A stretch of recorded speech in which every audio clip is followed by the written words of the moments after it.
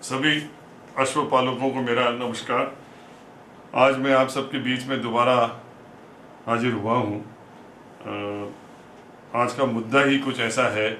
कल रात से मेरे पास एक्सप्लोरिंग राजस्थान के श्रवण मीना का यूट्यूब जो है वीडियो, वो बार बार मेरे पास आ रहा है और सभी लोग इस बात का इंतज़ार कर रहे हैं कि मैं मेरी तरफ से और मेरे संस्था की तरफ से कुछ जवाब उस वीडियो पे दूं, और इसलिए मैंने ये विचार किया है कि मैं भी उस वीडियो का जवाब इस वीडियो के द्वारा ही आपको देने जा रहा हूँ। सबसे पहले श्रवण जी मीना और हमारे हिरन पटेल साहब, मैं आपको ये कहना चाहूँगा कि आप लोगों को पूरी जानकारी नहीं है।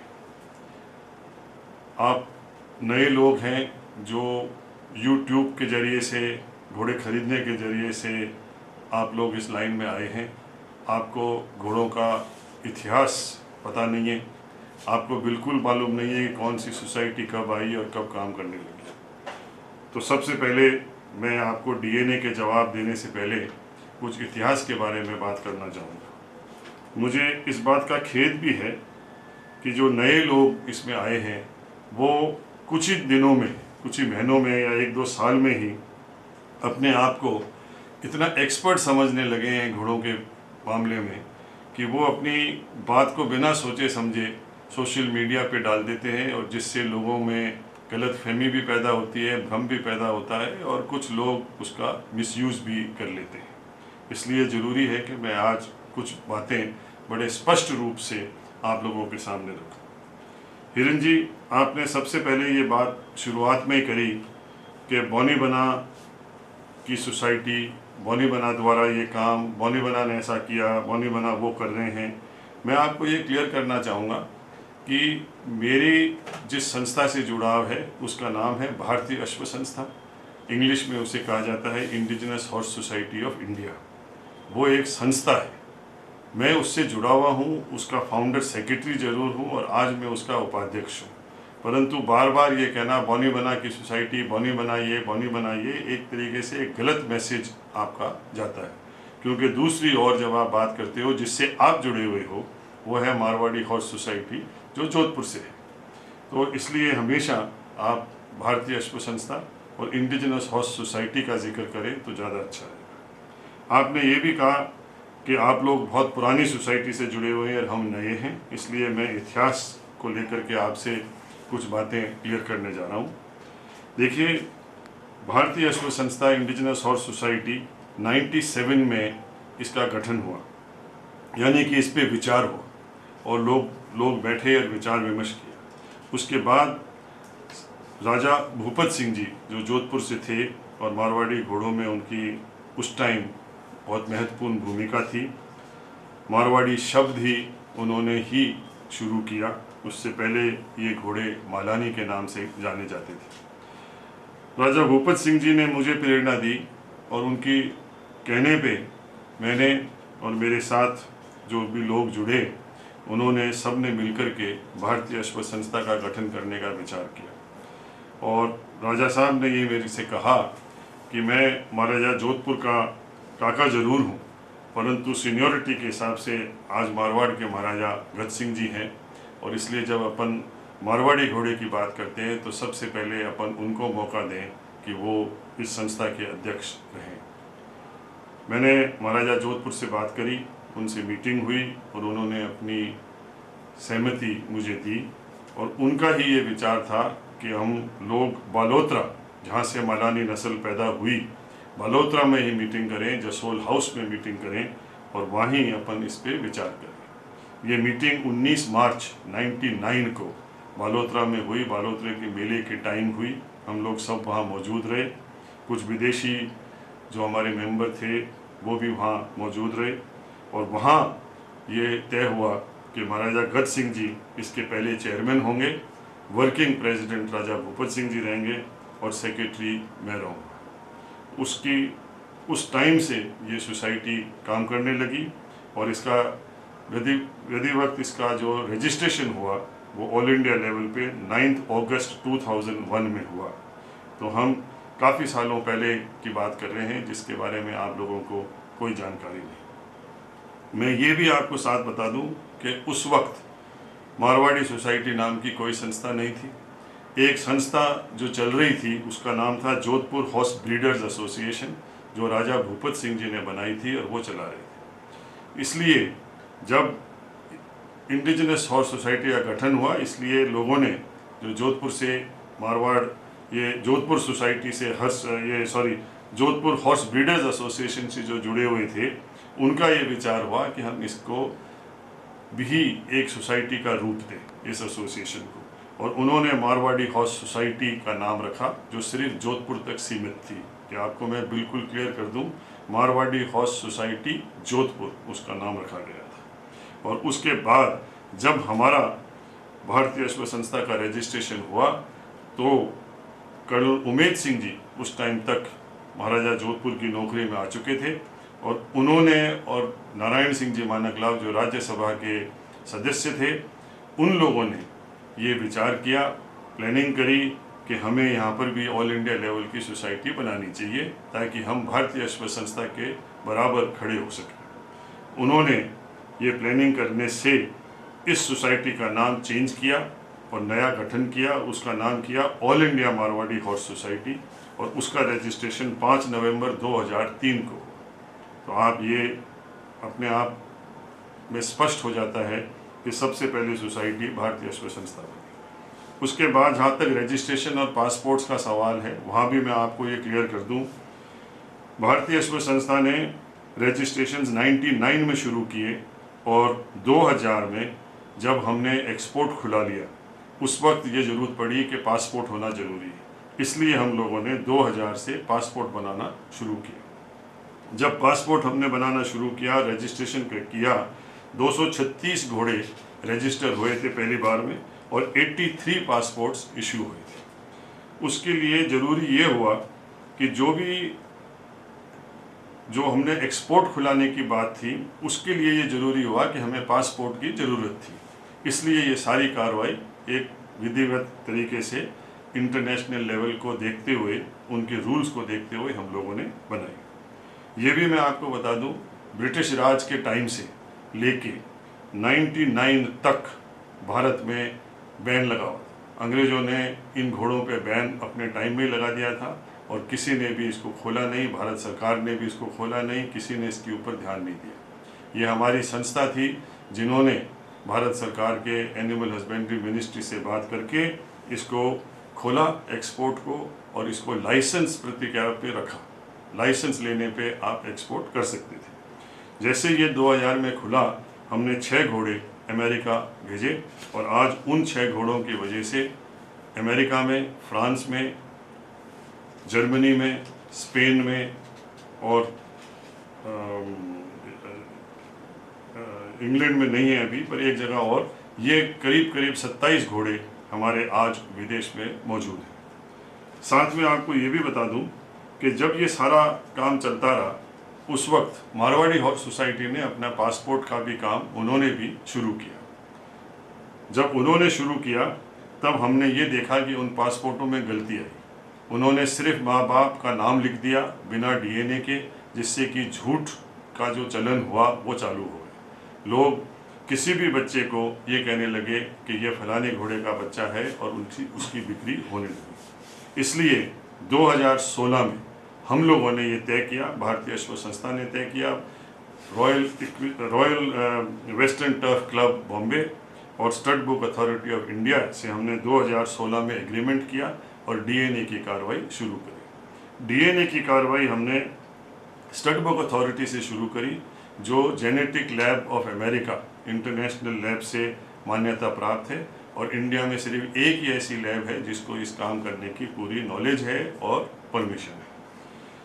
इसीलिए मैं आपको कहूँ कि जब हमने ये शुरू किया, तो मारवाड़ी हॉर्स सोसाइटी ने हमारा बहुत पुरजोर से इसका अपोजिशन किया, क्योंकि उनके द्वारा जो झूठ चल रहा था वो पकड़ा जा रहा था डीएनए के वजह से। मेंबर्स का नाम नहीं लूँगा मैं, पर आज जितेंद्र सिंह जी नरूका ने और विक्रम सिंह जी ने भी कई सवाल एक ग्रुप में उठाए, इसलिए मैं उन दोनों का नाम लेकर के आप उन दोनों को ये मैसेज देना चाहूँगा कि बहुत से मेंबर्स मारवाड़ी हॉर्स सोसाइटी के जो हैं उन्होंने हमारे सोसाइटी पे और ख़ास तौर पे मेरे पे बहुत से लांछन लगाए।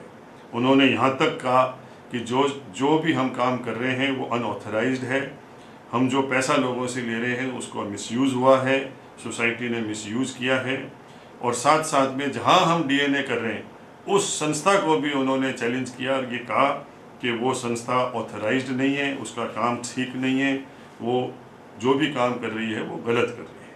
ये सारी बातें होने के बावजूद भी आज आपको मालूम है कि 2021 से यही संस्था मारवाड़ी हॉर्स सोसाइटी जो हमारा अपोज कर रही थी वो भी स्टड बुक अथॉरिटी के पास ही गई और उनसे भी एग्रीमेंट करके बात करके उन्होंने भी डीएनए करने का विचार किया। ऐसे मामले में जब ये हो रहा है तो मैं यहाँ ही आपको ये बात क्लियर कर देता हूँ, क्योंकि ये सवाल बहुत बार आज सोशल मीडिया पे उठा है। भारतीय अश्व संस्था ने 2016 से डीएनए करना शुरू किया और उसके ऊपर बहुत मेहनत करी। जगह जगह हमको जाना पड़ा, लोगों के गांव गए, लोगों से मिले, उनके घोड़ों का डीएनए किया। ये मेहनत हम लोगों ने करी। मारवाड़ी सोसाइटी अब आई है उस लाइन में, इसलिए जो भी उन्होंने हम पे आरोप लगाए, जो हमारी उन्होंने पब्लिसिटी, बैड पब्लिसिटी करी, जो उन्होंने बातें कही, सरकार को चिट्ठियाँ लिखी, सोशल मीडिया पे कहा, इसलिए हम बिल्कुल इस बात को आप लोगों को स्पष्ट करना चाहेंगे। जो डीएनए का रिकॉर्ड भारतीय अश्व संस्था ने स्टड बुक अथॉरिटी के साथ रखा है, उनके पास कायम है, वो हम किसी भी संस्था को शेयर नहीं करने देंगे। वो हमारा रिकॉर्ड है और वो हमारे द्वारा ही मेंटेन किया जाएगा। ये मैं आपको बिल्कुल स्पष्ट कर दूं, हम किसी भी प्रकार से इसको शेयर नहीं करेंगे।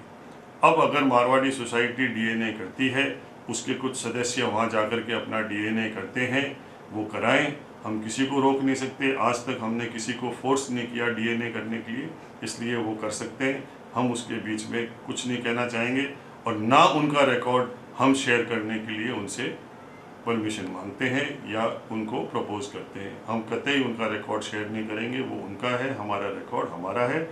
इस मामले में हमने एक लीगल लेटर भी स्टड बुक अथॉरिटी को भेज दिया है और वो भी इस बात से सहमत है।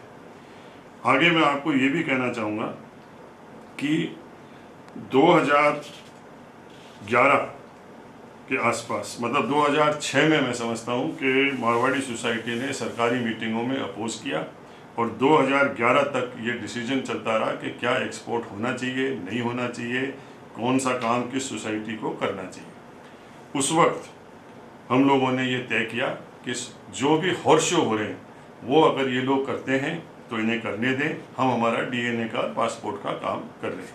दो अलग अलग चीज़ें थी। ये हमारी सोसाइटी की मर्जी थी कि हम अगर जोधपुर का शो हो रहा है, अच्छा हो रहा है, तो हम उसमें दखल अंदाजी नहीं करेंगे, वो शो अपना करते रहें। यहाँ तक कि हमने ये भी कहा कि जो हमने शोज़ किए हैं, हमने 2000 में शो करना शुरू किया था और 2000 के बाद से लेकर के हमने अभी तक 9 नेशनल चैम्पियनशिप्स कर दी हैं। डुंडलोद में, बालोतरा में, पोरबंदर में और जयपुर में ये चैम्पियनशिप्स 2000 से होती आ रही हैं। आज मुझे ये अनाउंसमेंट इस वीडियो के जरिए आप सबके सामने करने की खुशी है कि ये जो 10वां नेशनल होगा ये हम जयपुर में करेंगे। और आज लोगों ने जैसे कहा है, और हिरन जी आपने भी ये बात कही है कि भारतीय अश्व संस्था हॉर्स शो क्यों नहीं करती है, तो आज मैं आपके सामने ये अनाउंस कर रहा हूँ। 2 साल से हमारी प्लानिंग है कि हम शो करेंगे, परंतु हम सोचते रहे कि क्या हमें करना चाहिए या नहीं। परंतु आज जो ये विवाद उठा है, ये क्वेश्चंस उठे हैं, इसलिए हम आज बिल्कुल आपके सामने ये बात कह रहे हैं कि हो सकता है दिसंबर, जनवरी और फरवरी के महीने में, आने वाले महीनों में हम ये जयपुर में एक बहुत बड़ा ब्रीड शो और स्पोर्ट्स दोनों साथ करने की हमारा पूरा प्लानिंग है और हम करेंगे। इसके बाद मैं आपको, जहाँ तक अपन हिस्ट्री की बात कर रहे हैं, तो ये भी बता दूं कि 2002 में महाराजा जोधपुर ने कर्नल उमेद सिंह जी के साथ हमें एक लेटर, उनके ज़रिए हमें एक लेटर इशू किया, जबकि उस वक्त मारवाड़ी सिर्फ हॉर्स सोसाइटी ही थी। मैं आपको ये चिट्ठी दिखा रहा हूँ, मारवाड़ी हॉर्स सोसाइटी के द्वारा कर्नल उमेद सिंह जी का साइन किया हुआ है। ये चिट्ठी है हमारे पास 6 सितंबर 2002 और इसमें बड़ा क्लियरिटी से ये लिखा गया है उमेद सिंह जी ने कि महाराजा जोधपुर गद सिंह जी ने उनको आदेश दिया है कि भारतीय अश्व संस्था को ये लेटर इशू किया जाए और उन्हें ये कहा जाए कि मारवाड़ी हॉर्स सोसाइटी जोधपुर सिर्फ मारवाड़ी घोड़ों का काम या उसके ब्रीड का कैरेक्टराइजेशन का काम कर रही है और कोई काम अभी नहीं कर रही है। इसलिए भारतीय अश्व संस्था जो कि एक नेशनल बॉडी है, उसको पूरी राइट है कि वो सारी पॉलिसीज़ जो गवर्नमेंट के साथ चाहे सेंट्रल लेवल पे हो चाहे स्टेट लेवल पे हो, वो इस मुद्दे को उठाए और काम करे। तो इस लेटर से ये क्लियरिटी है कि हमारा क्या काम था और उनका क्या काम था। साथ में इसी संदर्भ में ये आपको बता दूं, 2 अप्रैल 2003 को डुंडलोद में एक बड़ी मीटिंग हुई जिसमें डॉक्टर द्विवेदी उस वक्त एनआरसी के डायरेक्टर थे और साथ में उनकी सारी साइंटिस्टों की टीम, जयपुर से जितने भी एनिमल हस्बेंड्री के हमारे साइंटिस्ट थे वो, डॉक्टर सोहन सिंह जी राठौड़ बहुत सीनियर जो एक वो बंद कर देना, बहुत सीनियर वेट थे वो, और साथ में राजस्थान सरकार की जो मंत्री थे एनिमल हस्बेंड्री के, वो और उनके साथ में उनके अफसर सारे यहाँ मौजूद रहे। और उस दिन मारवाड़ी हॉर्स सोसाइटी की भारतीय अश्व संस्था की ओर से जो ब्रीड स्टैंडर्ड बना वो उन लोगों ने डिस्कस किया और उसको साइन किया और उसको हमने रिलीज़ किया। और वो ब्रीड स्टैंडर्ड इंग्लिश और हिंदी में बना, जिनकी ये किताबें बनी और आज भी ये सर्कुलेशन में, सरकार में भी, एनआरसी में भी, एनबीजीआर करनाल में भी और सब जगह सर्कुलेशन में है। उसके साथ ही 2006 में ये तय हुआ, एनआरसी में ये तय हुआ कि एक मीटिंग वहाँ करी जाए और एनआरसी वाले ये चाह रहे थे कि भारतीय अश्व संस्था और मारवाड़ी सोसाइटी के सदस्य आएँ और उनके साथ बैठ करके हम एक फेनोटाइपिकल कैरेक्टराइजेशन ऑफ मारवाड़ी हॉर्स पे काम करें और एनआरसी को हेल्प करें। तो वहाँ ये मीटिंग हुई और उसमें हम लोगों ने ये तय किया और दोनों सोसाइटियों ने मिलके एक मुद्दे पे एग्रीमेंट किया कि भाई ये मारवाड़ी हॉर्स का एक फेनोटाइपिकल कैरेक्टराइजेशन इन पॉइंट्स पे होना चाहिए और वो आज भी उनकी एनआरसी की वेबसाइट पे है और हम लोग करीब उसी को फॉलो करते हैं। साथ में अब मैं आपको उस बात पे लाना चाह रहा हूँ कि जब ये सारी बातें हुई और डीएनए शुरू हुआ 2016 में, उस वक्त भारतीय अश्व संस्था को ये कहा गया कि आप जितनी भी सोसाइटीज़ हैं उनसे संपर्क करें और हो सके तो इनको एक जगह लाने की कोशिश करें। उस टाइम इस बात को लेकर के national confederation of indigenous horse societies बनी और ये भारतीय अश्व संस्था की एक एफिलिएटेड यूनिट रही।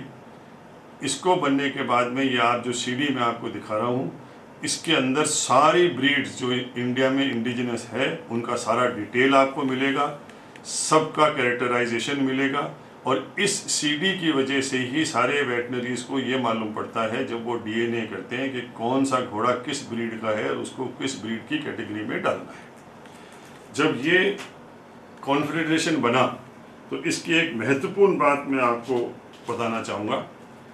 सवाई सिंह जी जोधपुर से रनसी गांव वाले, उन्होंने भारतीय अश्व संस्था को अप्रोच किया कि मैं भी मेरे घोड़ों का डीएनए कराना चाह रहा हूँ। हमने उनसे कहा कि हमारा कॉन्फेडरेशन बन चुका है, आप अगर इसमें आ जाएंगे तो हम आपके घोड़ों का भी डीएनए कर सकते हैं। उन्होंने बाकायदा पैसे जमा कराए और मारवाड़ी हॉर्स सोसाइटी की तरफ से जमा कराए as a member of the society. वो आज भी हमारे रिकॉर्ड पे है और उसके बाद हम लोगों ने उनके 6 घोड़े जो जेसीबी कंपनी के नाम के थे उनका ही उन्होंने डीएनए हमसे करवाया, जो आज तक हमारे रिकॉर्ड पे है। यानी कि जब कॉन्फेडरेशन बना तो मारवाड़ी हॉर्स सोसाइटी भी उसकी सदस्य बनी और अब अगर वो उससे अलग रहना चाहते हैं तो वो उनकी मर्जी। उसके साथ साथ मैं आपको ये भी बता दूं, जहाँ तक आप सोसाइटीज़ के काम करने की बात करते हैं, हमारा मुद्दा सिर्फ ब्रीड शो को लेके नहीं था। हम ये भी चाहते थे कि इसमें स्पोर्ट्स जुड़े, जिससे कि इस घोड़े की इम्पोर्टेंस इंटरनेशनल लेवल पे बने। 96 से हम लोग इंड्योरेंस चैम्पियनशिप में भाग ले रहे। मैं खुद उसमें घोड़ों पे सवार था और फर्स्ट 80 किलोमीटर्स के नेशनल का ब्रॉन्ज मेडलिस्ट भी था।